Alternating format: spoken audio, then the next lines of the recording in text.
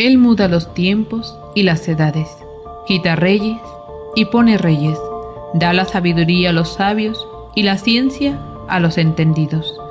Él revela lo profundo y lo escondido, conoce lo que está en tinieblas y con él mora la luz. Dentro del espectro fanático que siempre acompaña y acompañó al movimiento adventista verdadero, no faltan las iniciativas en forma de movimientos independientes desleales, con la evidencia de la Escritura y el testimonio del espíritu de profecía, así como con la esposa, que junto a otros errores albergan una visión equivocada de la escatología. Me refiero específicamente a los ministerios que, adheriéndose a la idea predeterminista mayoritaria en el protestantismo apóstata, consiste en que el tiempo de la venida de Cristo depende de una fecha fijada de antemano, se creen capaces de descifrar esa fecha mediante sus cálculos y se sienten libres de anunciarla gracias a lo asequible de las tecnologías de la información en las redes sociales.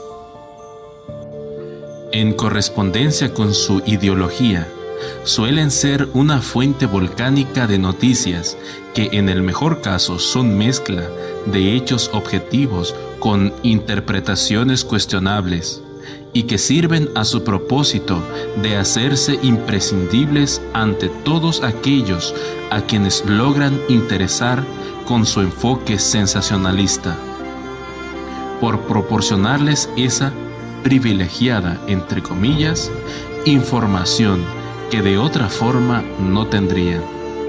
Eso afecta incluso a hermanos que están fundados en la fe del tercer ángel, que no concuerdan con la fijación de fechas, con el falso evangelio o con el falso Cristo, que están predicando esos ministerios, pero que están ávidos de noticias sobre hechos que saben que van a tener lugar en el desenlace de la crisis. La pregunta es, ¿tiene sentido que estemos poniendo nuestro foco en la información, verídica o no, relativa a los acontecimientos mundiales a fin de calibrar la proximidad de la venida de Cristo? Y verdaderamente, ¿tiene sentido dar crédito y depender de noticias procedentes de quienes sabemos que se alejaron de la verdad, si es que alguna vez la tuvieron? Debemos ser cautos con los medios de información, pues somos muchos más permeables de lo que pensamos a la información que recibimos. Los medios públicos de información saben que es posible condicionar la opinión de las masas, incluso sin adoctrinar y sin manipular las noticias, simplemente seleccionándolas convenientemente. La respuesta a estas dos preguntas planteadas es negativa y expresada en pocas palabras. La pronta venida de Jesús no depende de la magnitud de la degradación moral del mundo, no depende de los avances del papado, del apoyo que reciba el protestantismo apóstata en Estados Unidos y Europa, ni tampoco de lo inminente que puede ser o parecer la ley dominical. Depende del estado espiritual de la Iglesia que representa al Dios vivo. Lo anterior no equivale a negar el hecho de que una vez que la Iglesia esté preparada, vendrá la ley dominical, el decreto de muerte y por descontado la liberación del pueblo de Dios y la venida de Cristo. Tampoco niego la necesidad de seguir el pulso a la actualidad político-religiosa, tanto en Estados Unidos como en Europa, especialmente por parte de quienes ocupan puestos de responsabilidad, con el fin de estar alerta, informar, advertir y en su caso protestar ante las instituciones, tal como hizo en su defensa de la libertad religiosa Alonzo Jones en la era de 1888, con un éxito aplastante e insospechado que solo se puede explicar en vista de su mandato divino. El hermano Jones afirmó también que nunca había percibido las bendiciones de Dios en una medida tal como cuando habló ante el comité de la Cámara en la última audiencia. Dijo que era como si se le aparecieran escritas en la pared o suspendidas en el aire ante él las frases que tenía que pronunciar. Y no era solo que ellos mismos sintieran que tenían la bendición, sino que todos los presentes pudieron darse cuenta de que estaba allí el poder de Dios de la forma más evidente. Recordemos algunos puntos en la Biblia y los escritos de Elena White al respecto de la venida de Cristo y el fin del mundo. Número 1. Las bodas del Cordero tienen lugar cuando su esposa se ha preparado. Apocalipsis 19, 7 y 8. No, cuando los poderes de este mundo se deciden por fin a cumplir el papel que la profecía les ha asignado. Número 2. Leemos: Mete tu hoz y ciega, porque la hora de cegar te es venida, porque la mies de la tierra está madura. Apocalipsis 14:15. La mies son los escogidos. Los malos son las uvas, la vendimia. Las uvas no maduran antes que lo haya hecho la mies. Ley dominical. Respecto a los avances de la ley dominical, como indicador de la venida de Jesús, es necesario recordar que en 1888, la ley dominical estaba en Estados Unidos mucho más avanzada que ahora. No obstante, Cristo no pudo venir debido a que su pueblo no lo recibió en el mensaje de la justicia por la fe de Cristo, con el que el cielo intentaba prepararlo mediante sus mensajeros delegados, Alonzo Jones y E.J. Waggoner. En su gran misericordia, el Señor envió un preciosísimo mensaje a su pueblo por medio de los pastores Waggoner y Jones. Este mensaje tenía que presentar en forma más destacada ante el mundo al sublime Salvador. El sacrificio por los pecados del mundo entero presentaba la justificación por la fe en el garante. Invitaba a la gente a recibir la justicia de Cristo, que se manifiesta en la obediencia a todos los mandamientos de Dios. Muchos habían perdido de vista a Jesús. Necesitaban dirigir sus ojos a su divina persona, a sus méritos, a su amor inalterable por la familia humana. Todo el poder es colocado en sus manos y Él puede dispersar ricos dones a los hombres, impartiendo el inapreciable don de su propia justicia al desvalido agente humano. Este es el mensaje que Dios ordenó que fuera dado al mundo. Es el mensaje del tercer ángel, que ha de ser proclamado en alta voz y acompañado por el abundante derramamiento del Espíritu. No solo es que el proyecto de ley dominical estuviera avanzado, los bautistas del séptimo día y los judíos ya habían claudicado sin ofrecer resistencia, sino que una publicación oficial adventista de mayo de 1891 proporcionaba un listado de 126 páginas con todas las leyes dominicales aprobadas hasta el momento en 45 estados y territorios de Estados Unidos. Para esto, ver El retorno de la lluvia tardía de Ron Dufil, volumen 1, página 494. Había hermanos adventistas multados y encarcelados, ya por transgredir leyes dominicales.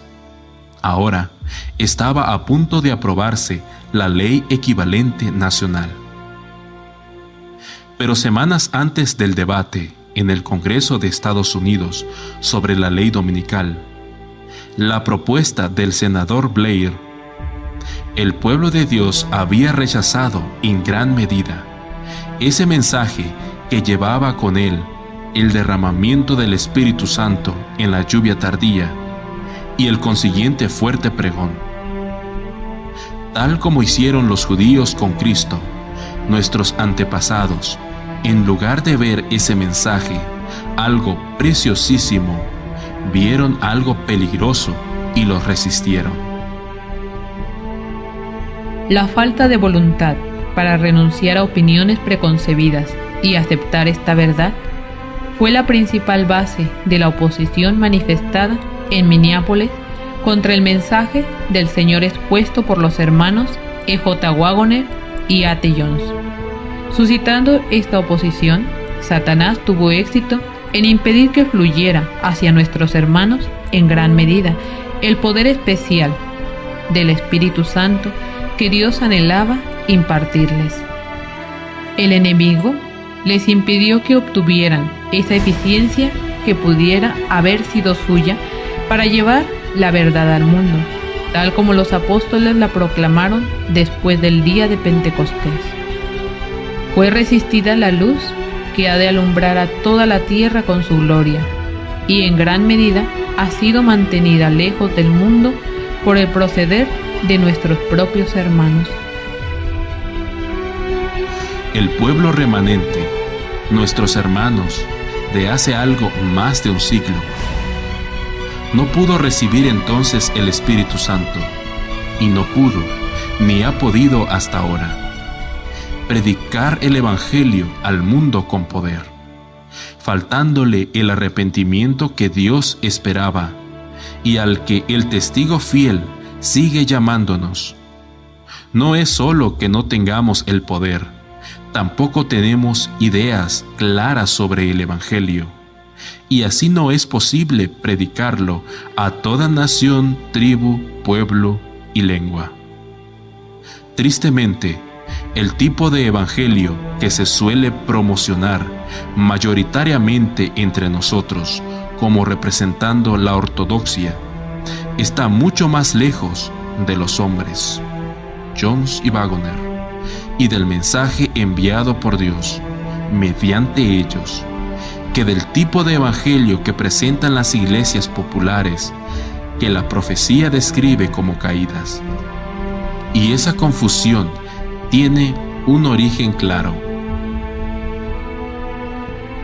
Las muchas y confusas ideas en relación con la justicia de Cristo y la justificación por la fe son el resultado de la posición que usted ha tomado hacia los hombres y hacia el mensaje enviado por Dios.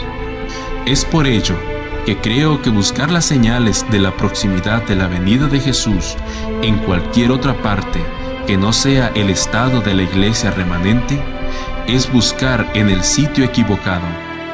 Es como para los israelitas vagando en el desierto, que hubieran ido a buscar en los noticieros de los cananeos las señales de la proximidad de la entrada de Israel en la tierra prometida. Algunos aceptan que en 1888 estuvo a punto de aprobarse e imponerse la ley dominical nacional, y que al fallar el pueblo de Dios quedó diferida la venida de Cristo. Pero creen que ahora Dios no puede esperar tanto, y que Jesús regresará aunque su pueblo no esté preparado. Esta vez su paciencia se agotará y vendrá, si su pueblo está preparado, como si no lo está. ¿Es una idea razonable? ¿Se hace difícil creer que Dios pueda esperar muchos años más? Esto es lo que escribió Elena White con tristeza 13 años después de 1888. Tal vez tengamos que permanecer aquí, en este mundo, muchos años más, debido a la insubordinación como le sucedió a los hijos de Israel. Si Jesús no pudo venir poco después de 1888, debido a que su pueblo falló, pero esta vez va a venir aunque su pueblo siga fallando, Eso significaría la victoria de Satanás en el conflicto de los siglos, ya que el Señor desea, mediante su pueblo, contestar las acusaciones de Satanás, mostrando los resultados de la obediencia a los principios rectos. Cuando Cristo venga, contará con el grupo de Apocalipsis llamado los 144,000. Sus fieles lo honrarán cuando venga en gloria y serán parte sustancial en la respuesta a los interrogantes planteados en el conflicto de los siglos. Los 144,000, los que siguen al Cordero por donde quiera que fuere, habiendo sido trasladados de la tierra de entre los vivos, son contados por primicias para Dios y para el Cordero. Estos son los que han venido de grande tribulación, han pasado por el tiempo de angustia, cual nunca ha sido desde que ha habido nación. Han sentido la angustia del tiempo de la aflicción de Jacob, han estado sin intercesor durante el derramamiento final de los juicios de Dios, pero han sido librados, pues han lavado sus ropas y las han emblanquecido en la sangre del Cordero. En sus bocas no ha sido hallado engaño, están sin mácula delante de Dios.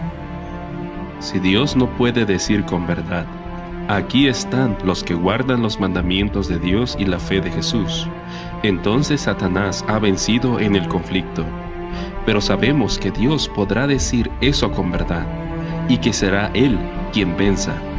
De hecho, los únicos que pueden predicar con eficacia el mensaje de los 3 ángeles, descrito en Apocalipsis capítulo 14, versículos 6 al 12, son los descritos en los versículos precedentes, del 1 al 5 del mismo capítulo, los 144,000. Ellos serán los que predicarán este evangelio del reino en todo el mundo, para testimonio a todas las naciones, y entonces vendrá el fin. Y ellos podemos y debemos ser nosotros. No es la bestia, ni el falso profeta, no es Satanás quien marca la agenda, ni los tiempos en el conflicto de los siglos, ni en su resolución. Es solo desviando del verdadero Cristo, del verdadero Evangelio, al pueblo remanente de Dios, como logra el diablo demorar la segunda venida y su propia destrucción, así como el mal tiempo que le espera hasta que le llegue finalmente. Aunque visto por nosotros haya una prolongada demora, es el Dios Todopoderoso quien marca los tiempos, y Él ha determinado que el momento de la venida de Cristo sea cuando su esposa esté preparada. Solo así puede vencer y convencer en la resolución del conflicto de los siglos. Para quienes formamos parte del pueblo remanente, no tiene sentido buscar en el mundo los indicativos de la proximidad de la venida de Cristo. Ciertamente se espera que prestemos atención a los avances del papado y de la ley dominical. Además, por el motivo ya expresado anteriormente, para llamar la atención de las personas a fin de que descubran cuál es el futuro próximo de este mundo, quién es su enemigo y quién es su amigo, y despierten a la realidad de la crisis y del conflicto de los siglos, así como a su necesidad de conocer el Evangelio y decidir de qué lado se pondrán en el conflicto. Los avances del papado, del falso profeta y de la ley dominical, y también las guerras, los terremotos, las pestilencias y la degradación moral del mundo, son señales de la proximidad del fin y han de servir como una oportunidad para el evangelismo. Sin duda, propiciarán que la gente esté dispuesta a prestar oído a un mensaje que de otra forma difícilmente atraería su atención. Pero ninguna de esas señales es determinante para que sepamos lo cerca que está el fin del fin. El único acontecimiento en Mateo 24 que precede inmediatamente a la venida de Cristo y el fin del mundo es la predicación del Evangelio a todo el mundo por testimonio. Es Jesús quien lo declara. Apocalipsis capítulo 7, versículo 1 al 3, describe el motivo de la demora y permite deducir qué es lo que precipitará el fin del mundo. Según la escena descrita, aparentemente todo está a punto en el mundo, pero falta lo más importante. Los siervos de Dios no han sido aún sellados y no parecen estar aún preparados para recibir su sello. En consecuencia, los 4 ángeles han de seguir reteniendo los vientos según una orden divina. Ese es el momento exacto en el que ahora nos encontramos en la profecía. Si Dios permitiera que la última batalla espiritual tuviera lugar sin que su pueblo haya sido sellado, eso significaría su destrucción y significaría también la derrota de Dios en el conflicto de los siglos. Una vez más, el factor determinante es la preparación de su pueblo. ¿No hay algo extraño en que mientras nosotros estamos pendientes de cómo está el mundo, a fin de ponderar la proximidad de la venida de Jesús, todo el cielo esté pendiente de cómo estamos nosotros para dar a los 4 ángeles la orden de soltar los vientos y permitir que se aceleren los acontecimientos y la crisis llegue a su fin? Los 4 ángeles no están esperando a que haya más guerra, más miseria, más pecado, ni a que avance más la ley dominical para enviar a su Hijo a recogernos. Lo que están esperando es que el mensaje del testigo fiel a la Odisea dé su fruto, que haya un arrepentimiento, que esté preparado su pueblo para recibir el sello de Dios y la lluvia tardía, para dar la advertencia final al mundo, para resistir la prueba de la ley dominical y para recibir a Cristo en su segunda venida. Cuando el carácter de Cristo sea perfectamente reproducido en su pueblo, entonces vendrá Él para reclamarlos como suyos. Será predicado este Evangelio del reino en todo el mundo, para testimonio a todas las naciones, y entonces vendrá el fin. Pero para predicar el Evangelio a todo el mundo, es imprescindible el derramamiento del Espíritu Santo en la lluvia tardía, y nuestra triste e increíblemente desconocida historia denominacional desde 1888 nos enseña que eso no depende de cuán cerca esté o parezca estar la ley dominical, o de cuán frágil sea la actividad de la bestia y el falso profeta. Depende del arrepentimiento en la Odisea, depende de cómo esté tu corazón y el mío, depende de si seguimos viendo peligroso el mensaje, que es precioso, y de si exiliamos al espíritu de profecía que lo apoya, al degradarlo negándole autoridad doctrinal. En resumen, depende de que hayamos aprendido las lecciones de nuestra historia y no persistamos en la resistencia al mensaje que el Señor nos trajo ya en 1888 y la década que lo siguió, a fin de prepararnos para la traslación. Jesús, el testigo fiel y verdadero, el que no se equivoca, tiene buenas noticias para nosotros, noticias que son frescas y que son determinantes. Yo reprendo y castigo a los que amo, sé pues celoso y arrepiéntete. Yo estoy a la puerta y llamo. Si alguno oye mi voz y abre la puerta, entraré a él y cenaré con él y él conmigo.